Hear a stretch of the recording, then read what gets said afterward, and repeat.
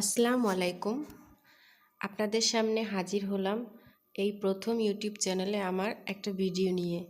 আমি সারাদিন ব্যস্ততম সময়ের মধ্যে কিছু সময় আর কিছু মুহূর্ত আপনাদের সাথে শেয়ার করার জন্য এসে গেলাম আপনাদের মাঝে। আমার মনে হয় আপনাদের সবার ভালোই লাগবে, তবে জানি না কার কেমন লাগে। মনে হয় ভালোই লাগবে। আশা করি সবাই খুব ভালোই আছেন। এই যে সকালবেলা শুরু হলো সকালের নাস্তা দিয়ে। সকালের নাস্তা অফ ক্যামেরায় আমি বানিয়ে নিলাম। তারপর এই যে পরোটাগুলো আমি ভেজে নিলাম, চা বানিয়ে নিলাম। গত রাত্রের কলিজা ভুনা ছিল, সেই কলিজা ভুনা দিয়ে এখন সবাই মিলে একসাথে সকালের নাস্তাটা করব।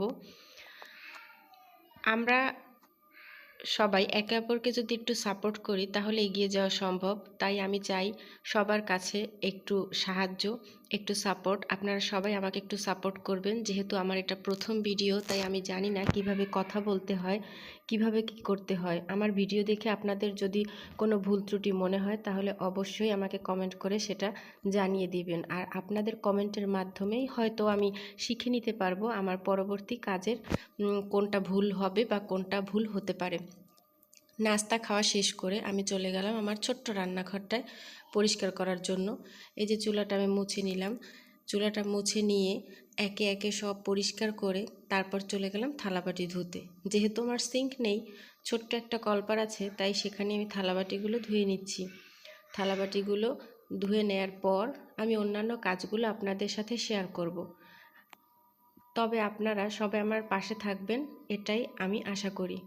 ভিডিওর এই পর্যায়ে এসে এতটুকু দেখে আপনাদের যদি এতটুকু ভালো লেগে থাকে তাহলে প্লিজ অবশ্যই একটি লাইক করে দিবেন। লাইক, কমেন্ট এবং শেয়ার করে তারপর সাবস্ক্রাইব করে আমার পাশে থাকার চেষ্টা করবেন। আপনাদের একটু সাপোর্ট আমার খুব দরকার। থালাবাটি ধোয়া শেষ করে তারপর চলে এলাম থালাবাটিগুলো একটা কাপড় 4 কোণা করে ভাঁজ করে তার উপর রেখে দেওয়ার জন্য, যাতে পানিগুলো ঝরে যায়। পানিগুলো ঝরে গেলে থালাবাটিগুলো আমি জায়গা মতো রেখে দিব। থালাবাটিগুলো এই একে একে আমি সবগুলো রেখে দিলাম। সব রাখা হয়ে গেল। এখন আমি চলে যাব আমার প্রত্যেকটা রুম গোছানোর জন্য। প্রথমেই শেয়ার করে নিচ্ছি বেডরুমগুলো গোছানো থেকে। এই যে আমার মেয়ের রুমে চলে আসলাম। আমার মেয়ের রুমটা আমি সুন্দরভাবে গুছিয়ে নিলাম। আস্তে আস্তে করে প্রথমে বিছানাটা ঠিক করে নিলাম, তারপর ফ্লোর ঝাড়ু দিয়ে নিলাম। এক এক করে সবগুলো গুছিয়ে নিচ্ছি। আপনাদের কেমন লাগবে আমি জানি না, তবে আপনাদের যদি আমার ভিডিও দেখে মনে হয় আমার এখান থেকে ভুল হয়েছে তবে অবশ্যই কমেন্ট করে জানাবেন, আর আমি পরবর্তী ভিডিওতে সেটা ঠিক করার চেষ্টা করব। এইখানে আমি পুরো দেখিয়ে দিলাম আমার খাবার ঘরটা। এই রুমে আমরা খাবার খাই, বলতে পারেন ডাইনিং রুম। এই রুমের বাম পাশে আমার ছোট্ট রান্নাঘর আর ডান পাশে আমার নামাজের ঘর আছে। এই যে আমার পাকের ঘরটা মানে রান্নাঘরটা, আর ডান পাশে আমার নামাজের ঘর।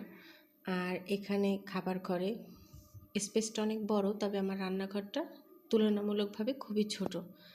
আমার মনে হয় আপনাদের ভালোই লাগবে। আপনাদের যদি আমার ভিডিও দেখে ভালো লাগে বা আমার ভিডিওতে কোথাও ভুল মনে হয়, আমার কথা বলার ধরন যদি আপনাদের ঠিক মনে না হয়, তাহলে অবশ্যই কমেন্টের মাধ্যমে আমাকে জানাবেন।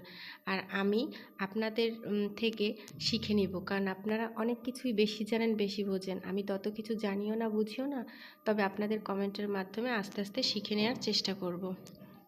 এই যে আমার নামাজের ঘরটা, আপনাদের কেমন লাগলো অবশ্যই বলবেন। কিন্তু আপনাদের কাছে আমার একটাই রিকোয়েস্ট, আমার ভুলগুলো ধরিয়ে দিবেন। আমার ভুলগুলো ধরিয়ে দিলে আমি শেখার চেষ্টা করব। আপনাদের সামনে আমি দেখিয়ে দিলাম আমার পুরো রান্নাঘরটা এখানে। এরপর এই যে আমার আরেকটা বেডরুম, এই বেডরুমটাও আমি অফ ক্যামেরাতে গুছিয়ে নিলাম। এতটুকু সময়ের মধ্যে সব কিছু তো দেখা যায় না। ভিডিওর এই পর্যায়ে আমি আপনাদের কাছ থেকে বিদায় নিচ্ছি। দেখা হবে পরবর্তীতে। আপনারা সবাই ভালো থাকবেন। আল্লাহ হাফেজ। আপনাদের পরবর্তী কমেন্টের উপর নির্ভর করে থাকবে আমি এরপর ভিডিও তৈরি করব কি করব না। আপনারা যদি কমেন্টে দেখতে চান এরকম ভিডিও আমি আরও বানাই আমার সারাদিনের কাজ সম্পর্কে, তাহলে অবশ্যই আমি এরকম